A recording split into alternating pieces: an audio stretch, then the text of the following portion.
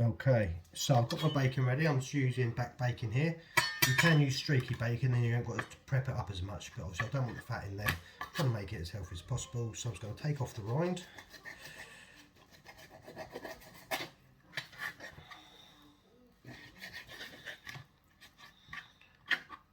Save as much as I can. I mean, I like the fat, but my partner don't, so I've got to take the fat off because she doesn't like it. And then you want to dice it into a nice sort of inch, like centimetre, 1.5 centimetres by 1.5 centimetre bits, or whatever you like, really, it don't matter, it's just quiche. Do it your way. Okay, so I've got 6, I'll probably use about 12 rashers, 6 per quiche, so I'm making 2 quiches. To feed my tribe, I need that amount.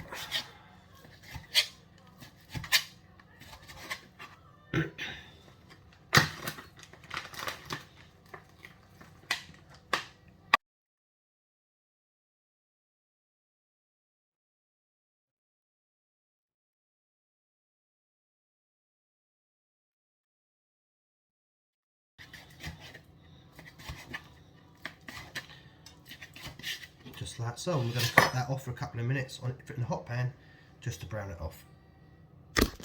Looking merrily away, I'm putting a bit of fry light just to help stop it stick. It don't take long, a couple of minutes. And then I'll add the onions, well I'll take the bacon out, then I'll cook the onions and mushrooms. So they're all cooked through when it goes into the quiche. Okay. It's worth noting you can actually cook this off beforehand, so you're not rushing about doing it all at the same time. Bacon's nearly cooked. I've prepped my mushrooms and my onions. I used about 2 mushrooms there and 1 onion. So the bacon's virtually cooked, so I'm going to fish that out in a minute and I'll put in the onions and the mushrooms to cook off, and then we'll get on with rolling the pastry case out. My bacon out in the same pan. I'm going to add a little bit more fry light. And then I'm going to do the onions, and I'll fish them out. Well, I would personally do it all together, but one of my daughters don't like mushrooms, so onions are browned off nicely. I don't cook them all the way through, so I like that bit of crunch. I'm going to get them out and then put my mushrooms in. Mushrooms and onions cooked, and my bacon. It's time now to roll the pastry. Okay, so before you do your pastry, you want to make sure your work surface is clean and dry. Okay. So you're going to need a rolling pin, your pastry obviously, and a little bit of flour. Okay, so what we do is sprinkle a little bit on the surface, not loads, just stop it sticking. And then I've got enough pastry here for 2, so I'm going to break that into 2. I'm going to make 2 quiches out of this. Okay, now I want it in a round shape, so I'm going to start off with a round shape.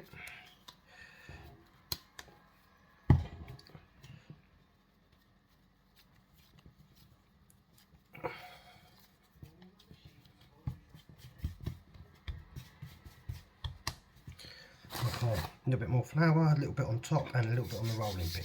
Now the biggest mistake I see with people rolling is that they really force it. You don't want to do that. You want to let the rolling pin do the work. You can do it one-handed, but you don't want to really force it down because it's not doing the proper job. It will just shrink as soon as you sort it out. As soon as you get it where you want it, it will shrink. So I'm not actually putting any weight on it whatsoever. I'm just letting the rolling pin do the work. I'm just going to keep turning it to keep that circular shape.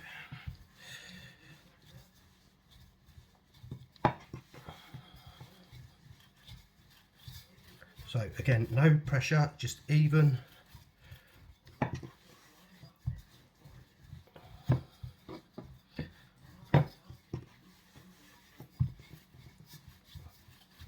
Even pressure, not loads and loads.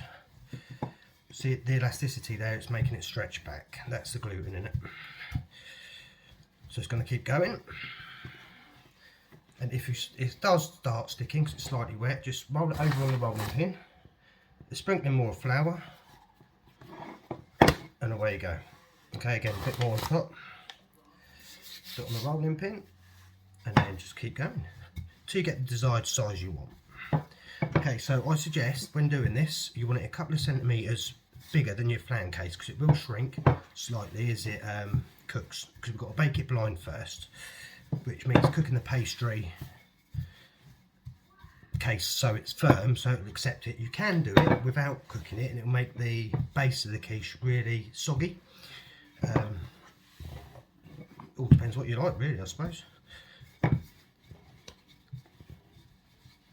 Okay, so there's my pastry. It's a lovely pastry, it's not falling apart, which is what I want. So to get the right size, I'm going to measure it against my dish, any old dish. I've got a Pyrex dish here, so I think that needs to go slightly larger. So a little bit more flour. You don't want to use massive amounts because it will change the recipe, then it will make it just dry out and crack and fall apart, which we don't want.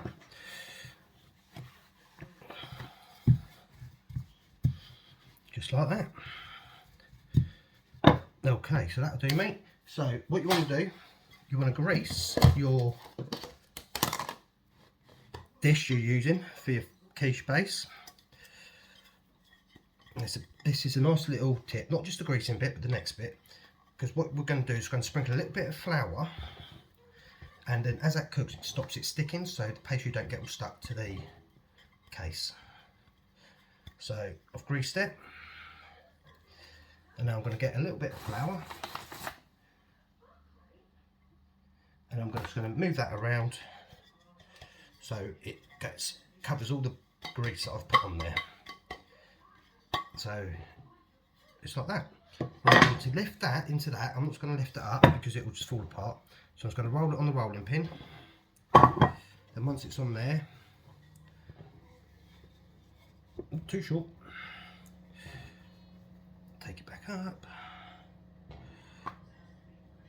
like so. Okay. Then what you want to do is tuck it in with your side of your finger. While you're doing it, just ease up the pastry case.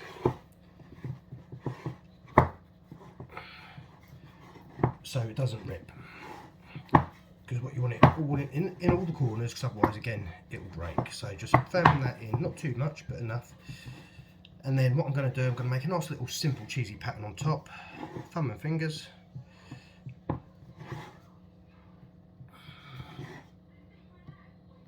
You can use a fork as well if you so choose.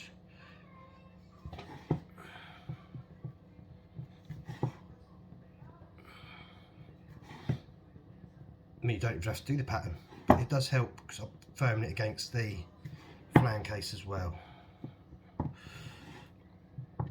Okay, then all this excess, I don't want to cut loads off, but I'm just going to go round.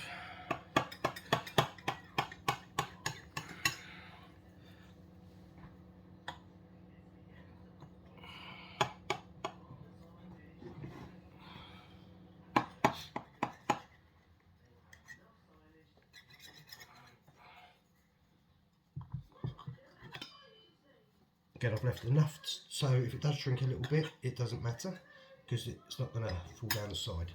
Okay, so once you've prepped your flan case, just check the corners, make sure they're all in properly. I'm going to put it in the fridge for a few minutes while I do my other one, and then I'll show you what's next. Okay, so I've rolled the second flan case here. This is what, with the fork, you can just go around like that as well, which pretties it up, but it also helps stick it to the edge of the case to help avoid shrinkage. The reason I put it in the fridge is to allow it to cool down so it doesn't shrink as much. But same sort of principle, just depends what you like really, a matter of preference. Let's keep going round.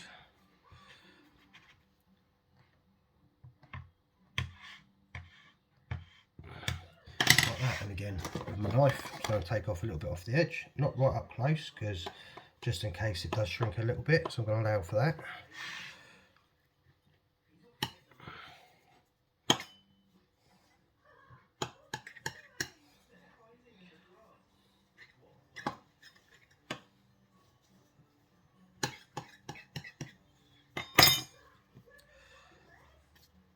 And there's the case.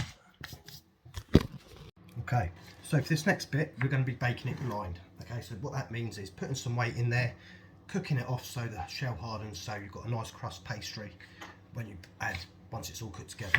So the way you do this, there's the pastry case I've done. So just put some holes in the base, the same in the other one.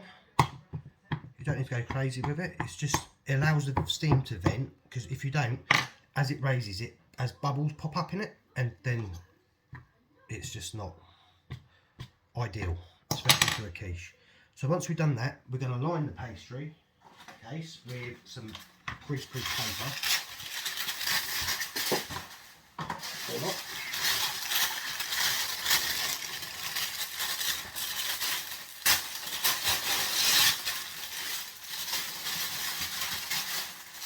Right, again, so I'll show you how to do the liner. So you fold it in half one way, like so. Very good on. Okay, so fold it back the other way. So you've now got a nice corner. So that gives me that. Then on the corner that's folded and the open, make that into a triangle, like a paper balloon. Let's do that again, like so. So what we're going to do, we can measure then.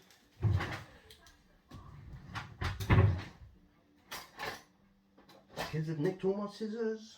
Oh well. So you can measure, there's the middle, and I want it to come up over because we've got to bake it blind. So from there, I'd say to about there, and then you can just strip or cut that.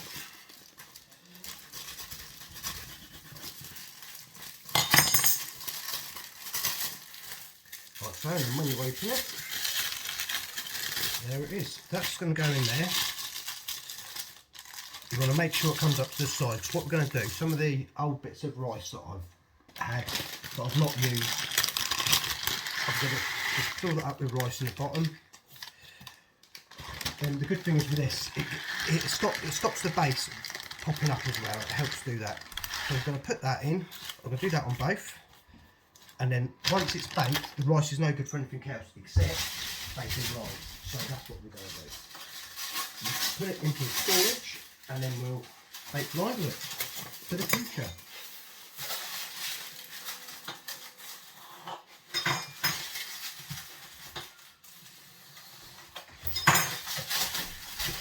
Okay, so I'll show you that again.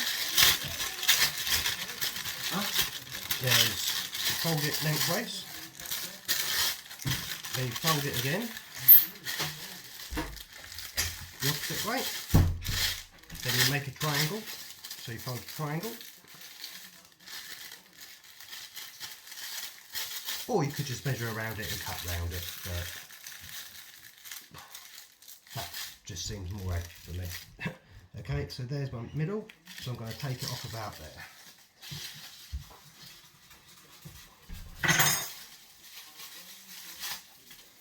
Okay, so again, open it up.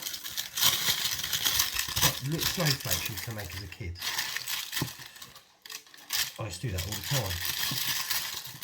So again, we're going to put the greaseproof in, fill it up with some rice. You can use lentils, baking beans, but then, like I said, to save wastage, what I suggest you do is just put it, once it's cooled down, put it into a pot ready for use for another time. Then you've always got something to bake blind with. Okay, so you're going to put that in the oven, preheated at about 180 degrees if it's fan assisted, 200 if it's not, and that will take 15 minutes. After about 15 minutes, we'll take the insides out, put it back in for another 5, and that'll be done. So I'll be back once they're done. Now, so my pastry's been in for about 15 minutes now. I'm just going to take the rice out. I'll put it back in for another 5 minutes just to firm up the base. As you can see, the outside's all nice and cooked, and the bottom's not risen too much, which is good. And then so another 5 minutes in there, and that'll be ready to fill.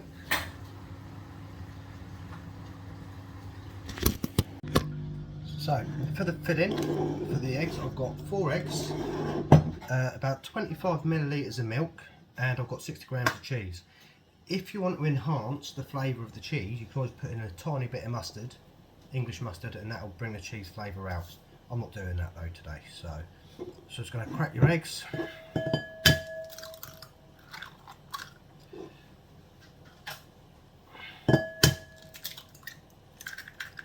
Cool.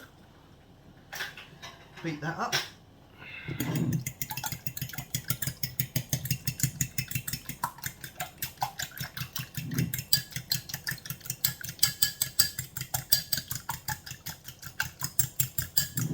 I'm going to add my 25 mils of milk or thereabouts.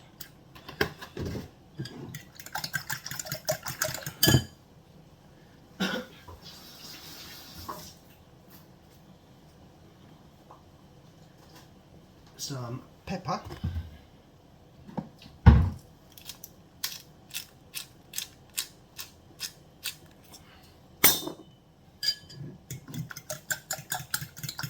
and then I put in the cheese, mix all that up.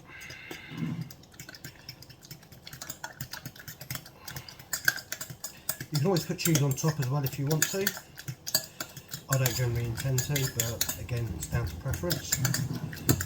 So by now, your oven, your flan cases should be baked right. I'm going to get them out.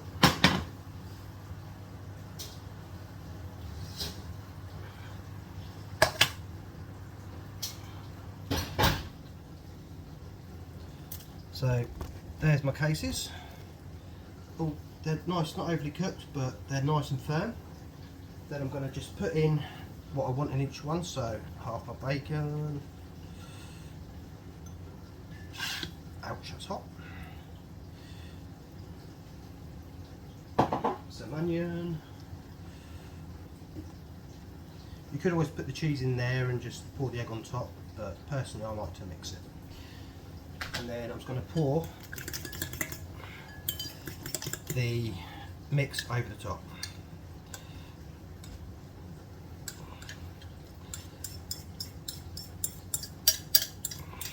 So this is a standard, I'd say probably 9-inch flan. Okay, that'll go in and that'll take about 15-20 minutes to cook out. So same thing again for the other.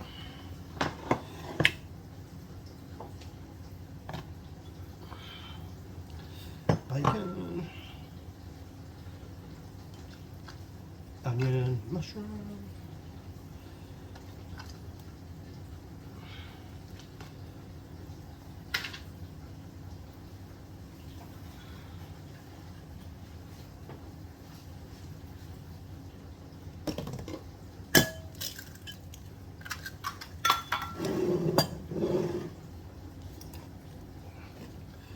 I'm just cracking my eggs up at the minute, get them back in there, like so. Again, about 25 to 50 mils of milk, beat it all up.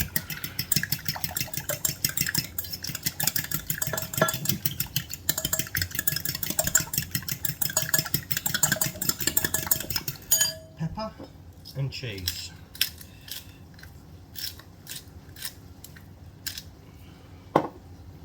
And that's that. With my quiches, and now, like I said, they're going for about 15 to 20 minutes, by which time the egg will be nice and firm, it will be nice and risen, and a nice, easy but slightly time-consuming treat. You can make it easy by getting pre-rolled pastry, or if you're up for making pastry, you can make it, roll it, then if you roll it in sheets of bako foil and then wrap it up with cling film, it can be frozen. So all you've got to do then in the future is just defrost it, unroll it, and it's good to go. So after 15-20 minutes, that's the end result. It smells amazing. And there's the other one. So it's all firm, nicely browned, ready to serve up. Remember, I put butter and flour around it, and hopefully it shouldn't stick. Moment of truth. Look at that, completely clear. Nope. There we go. One delicious quiche, and the pastry on the bottom's nice and firm because we baked it blind. That made all the difference. If we'd have left it and done the pastry thing, just without cooking the case first, it would have been soggy on the bottom.